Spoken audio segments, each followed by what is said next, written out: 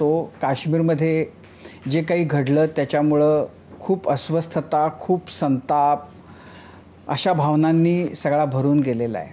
तुम्ही दीर्घकाळ काश्मीरमध्ये काम केलं आहे आणि काश्मीरच नाही तर देशाच्या बॉर्डर्सवर अनेक ठिकाणी तुम्ही नेतृत्व केलेलं आहे.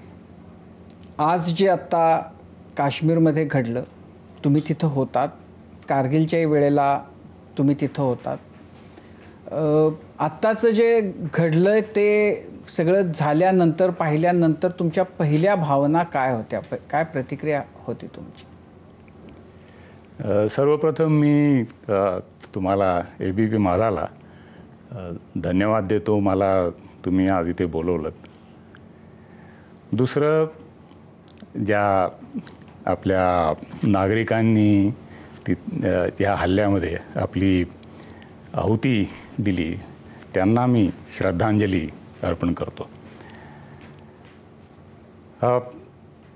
याच्या मागे हा जो काही हल्ला झाला हा माझ्या दृष्टीने बऱ्यापैकी पूर्वनियोजित असा झालेला दिसतो.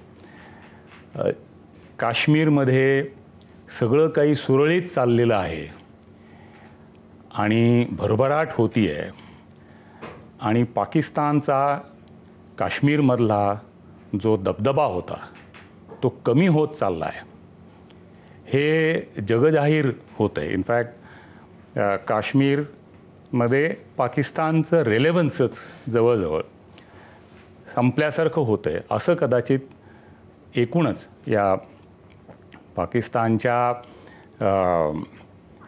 डीप स्टेट ज्याचा Asif Munir chief of army staff